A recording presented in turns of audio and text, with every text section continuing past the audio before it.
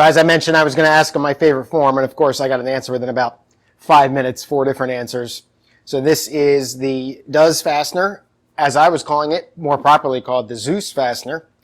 And they're quarter turn twist locks. Actually, it says Zeus right there. So this collar here is what gets pinched in the particle board like I had thought, but it gets turned over, for lack of a better way to put it. So I'm going to try to pry it off the fastener here, if I can do that, hopefully, and show you what it looks like. All right, well, that's not going to work, at least without afraid to destroy it. But essentially what happens here is it comes in a kind of a half grommet. So this bottom flare here would be flat, and it would look like a paper cup, I guess. This would be flat. And you put it in whatever you're going to put it in, and then you roll this edge over, and it pinches what you got to attach to. So these are made out of, or this is made out of aluminum. So I'm going to try it with a pair of pliers here and see if I can't get it to open back up. But it really needs to come off for this to get on there properly. So I'll see if I can get this thing off of here. Not real pretty, but it's in there. I'll do the next one and I'll show you. But it's in there, and it spins freely, so that's good. So essentially, all I did was take this bottom collar and get it as flat as possible, and then cut all the extra sponge. There's like a sponge in here because it's padded, and the extra vinyl out of there to clear the hole out, and then just put it through, and then beat the hell out of the upper collar back over again.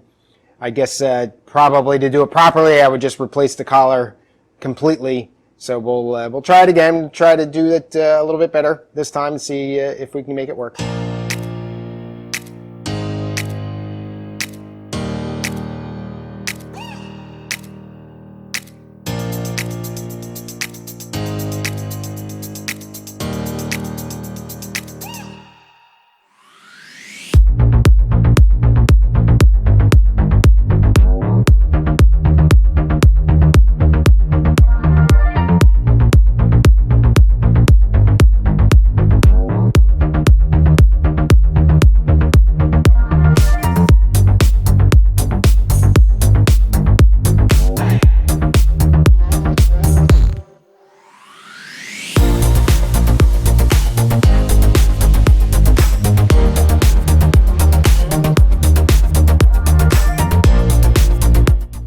As is usually the case, that one went better. Second time's a charm. So I did not beat it up as much, and it also it opened up the hole a little bit better, and it just went better. Though this one's not terrible, but this one's a little bit better. So still got good play in here, so I'll get a little bit of wobble room. And I did measure the center distance between these two holes on the board and the two holes on the car, and they were within a millimeter or so, if not right on. So now I'm going to put it in the car, and you'll hear me curse if it doesn't work.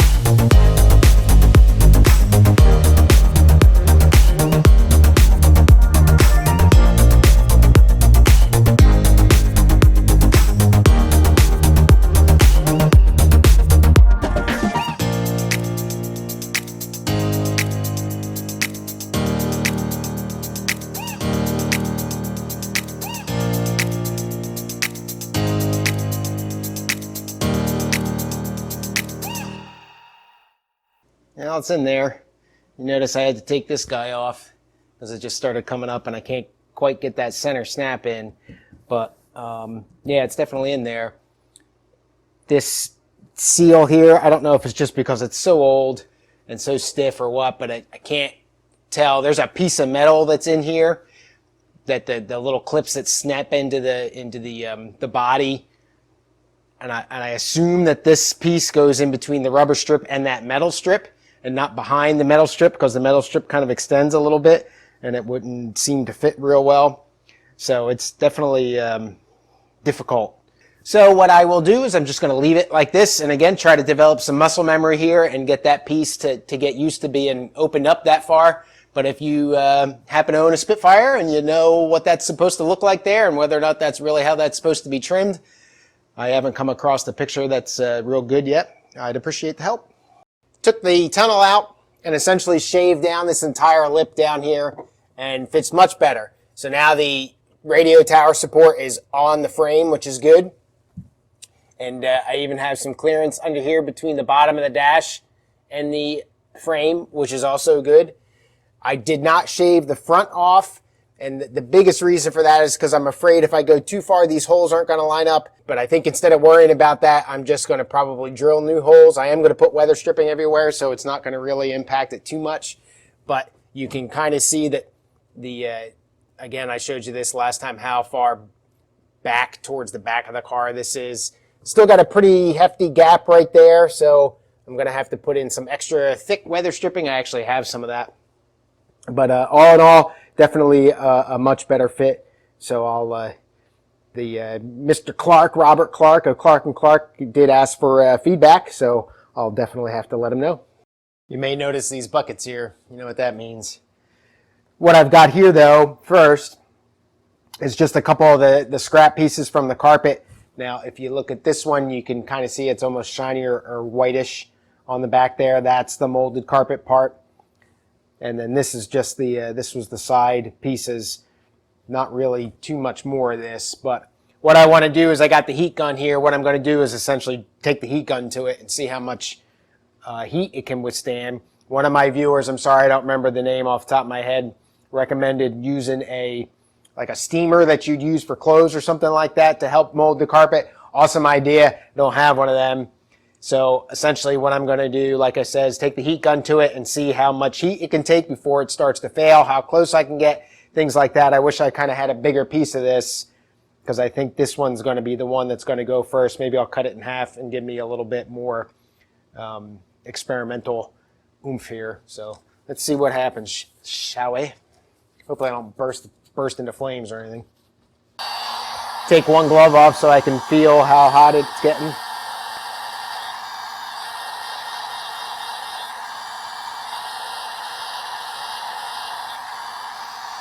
Yeah, definitely. You can see how it's already kind of melting.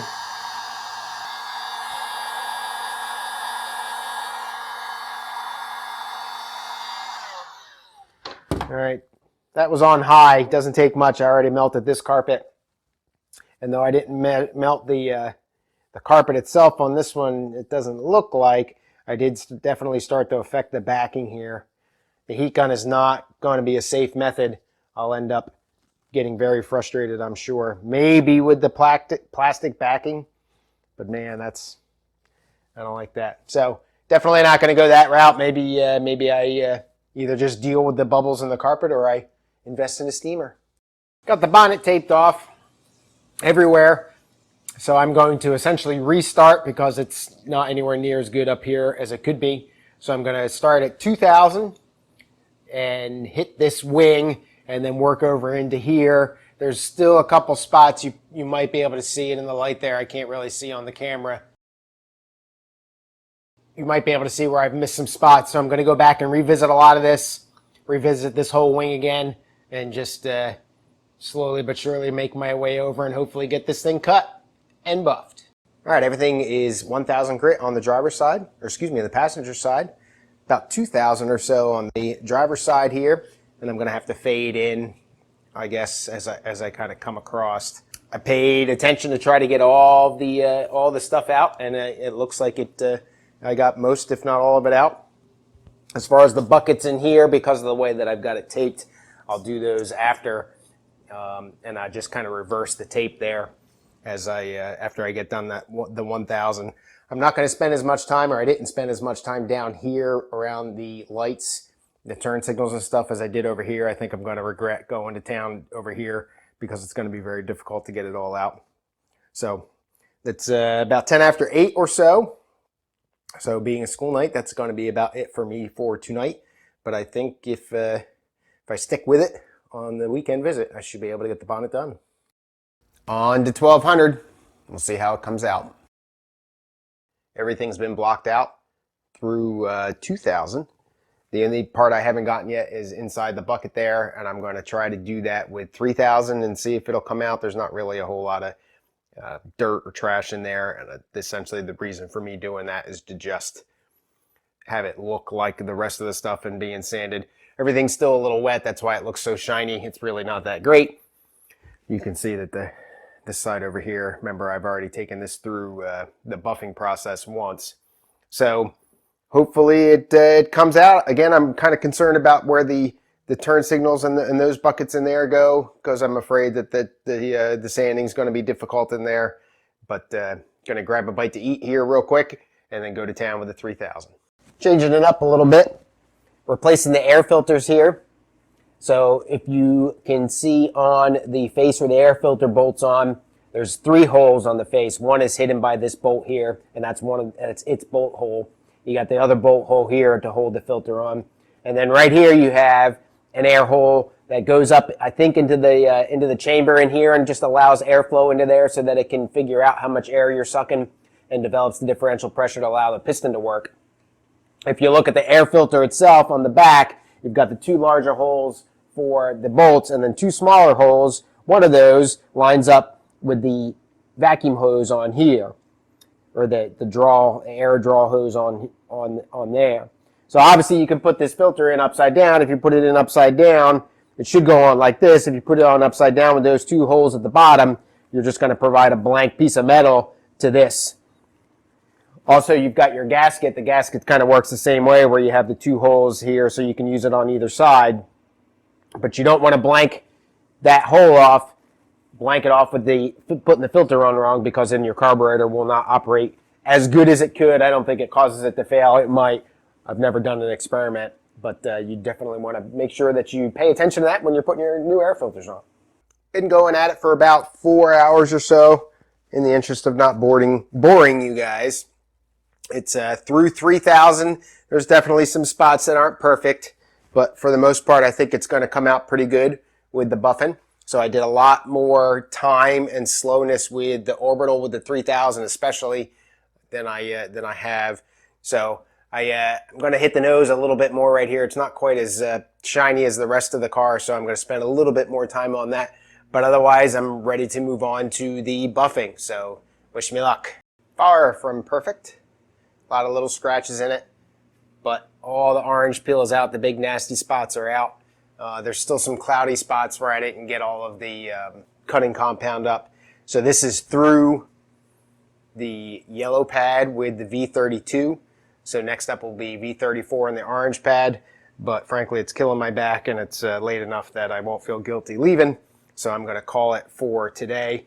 But really happy with the way that it's come out. And there is more shine to bring up here. And like I said, in my experience with the rest of the car, the next buffing pad will bring that up. You can kind of see some of that cloudiness in it. Or at least I think you can. And again, I think that'll come up with the spending time with the V34. All right, everybody, that's all I got. Thanks so much for watching. Leave a comment below. Tell me what you think.